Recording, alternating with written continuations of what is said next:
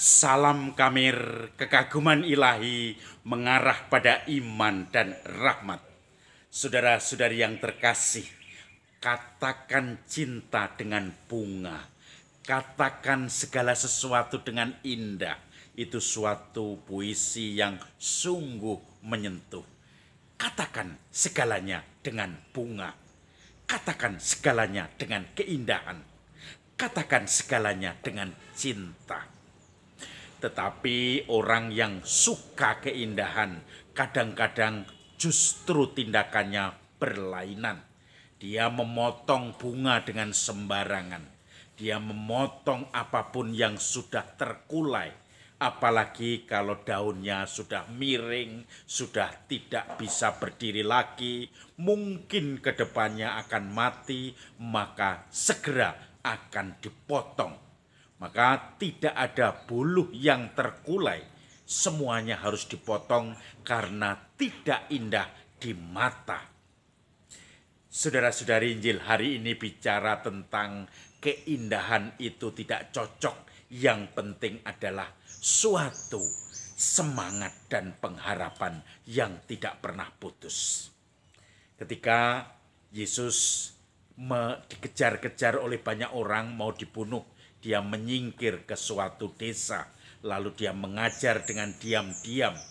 Dia juga menyuruh murid-muridnya untuk tidak menceritakan apapun yang telah dibuatnya, dengan menyembuhkan orang sakit, dengan memberikan segala hal yang menjadikan orang-orang semakin sehat.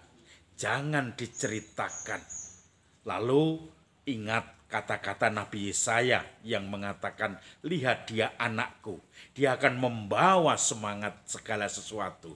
Dia tidak akan berteriak, tidak akan merespon bereaksi, tetapi juga dia akan membawa semuanya baik. Buluh yang terkulai tidak akan diputuskan atau dipatahkannya.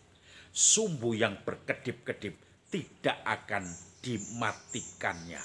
Itulah semangat seorang Mesias, semangat Yesus yang selalu nguri-uri seluruh semangat orang-orang di sekitarnya, yang selalu memelihara apa yang menjadikan pengharapan dan kegembiraan setiap orang. Saudara-saudari yang terkasih, dulu ketika saya menjelang tahbisan sebagai diakon dan juga sebelum diakon saya ditahbiskan, saya ditugaskan di Timor Leste dan Atambua di Jesuit Refugee Service atau JRS. Kami berusaha untuk mendampingi pengungsi, untuk mencoba mengembalikan pengungsi-pengungsi, karena tahun 99 Presiden Habibie memberikan opsi kepada masyarakat Timor Leste apakah mau memisahkan diri dari Indonesia secara merdeka atau masih bergabung dengan Indonesia. Dan hasilnya memang merdeka, dan di situ kemudian banyak orang-orang akibat kerusuhan itu menjadi pengungsi, lari ke Atambua, ke Kupang, antara pulau Timor ini, karena mereka masih saudara satu dengan yang lain, masih sama-sama orang dari pulau Timor. Saudara-saudari yang terkasih, mereka dipimpin oleh 3 liurai yang kemudian di Timor Leste, di Atambua, dan di Kupang. Pangeran-pangeran ini yang kemudian menggabungkan mereka sebagai satu darah. Saudara-saudari yang terkasih, melihat situasi pengungsian, kadang saya melihat bagaimana anak-anak berebut Indomie atau berebut mie instan.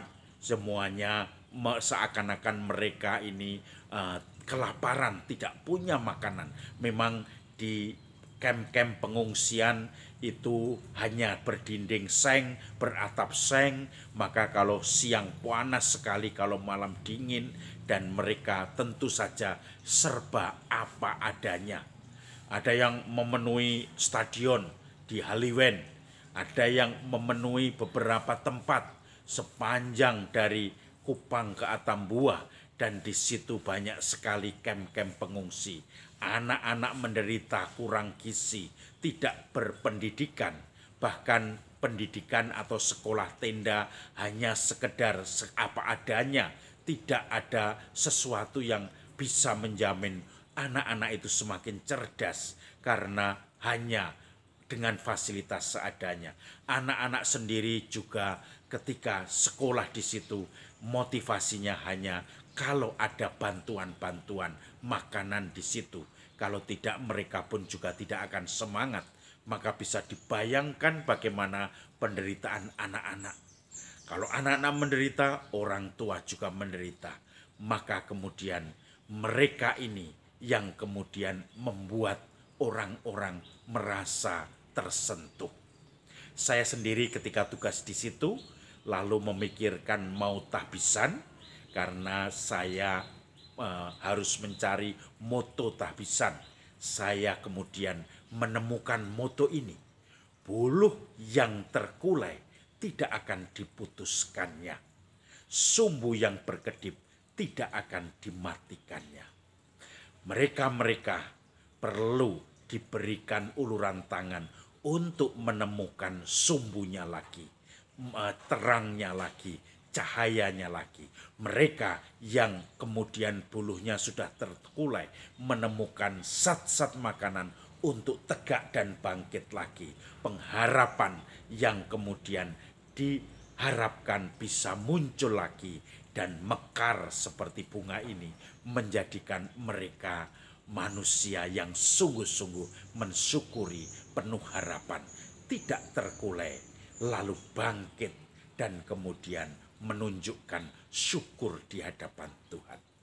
Maka saudara-saudari, kita semua, Anda semua dipanggil untuk menjadikan alat bagi buluh-buluh yang terkulai di sekitar kita untuk bangkit lagi, untuk berdiri tegak lagi, atau sumbu yang berkedip-kedip mau mati untuk menjadi nyala terang lagi. Tugas kita memberi uluran tangan, memberi sapaan orang-orang di sekitar kita. Salam Kamir, kekaguman ilahi mengarah pada iman dan rahmat.